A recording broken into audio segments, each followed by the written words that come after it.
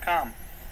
And what I want to talk about today was how to articulate voluntarism, however you want to call it, but how to articulate this as a political ideology that, one, can allow you to participate in the political process by running for office, etc., that doesn't necessarily seem, or that can come across as a very palatable, very attractive message. Okay?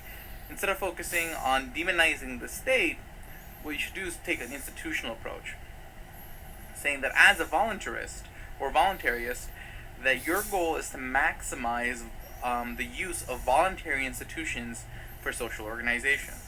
So in the sense that, far as people organizing social conflicts, far as maximizing social cooperation, etc., that should be done through voluntary institutions that people voluntarily participate in. And by promoting the idea of voluntary institutions and helping educate people on how to form, how to use, and how to maximize the utility of voluntary organizations, the goal is to minimize the need for coercive institutions. Okay? So basically, you're not necessarily you're creating the voluntary coercive divide, but you're not necessarily seeming like you're attacking the state per se, more than you're trying to minimize the need for one, without necessarily saying that you have any particular particular social organizational structure that you prefer, but more than you want to maximize use it. And in that case, it's not necessarily inconsistent. So in that case, it's not necessarily inconsistent with someone who does or doesn't believe that a state is legitimate. But the thing is that this way you can align the goals of those who do believe in the state and those who don't believe in the state into a common goal of maximizing the use of voluntary institutions and creating voluntary institutions to handle as many social problems as possible, and reduce the need or use of coercive institutions.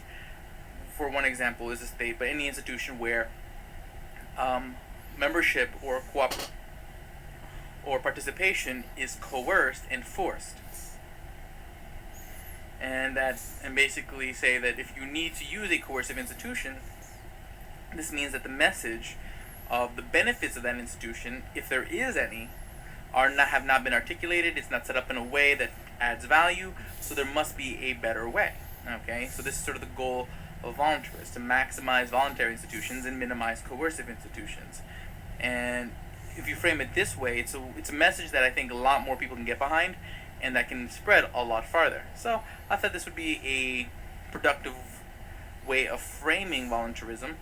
You could, so basically, let's say you were running a Republican ticket, you could say you're a voluntarist Republican, without necessarily raising super eyebrows. And when they ask you what that means, and you explain it the way I just did, it could seem like a very sensical, very practical, and very very palatable to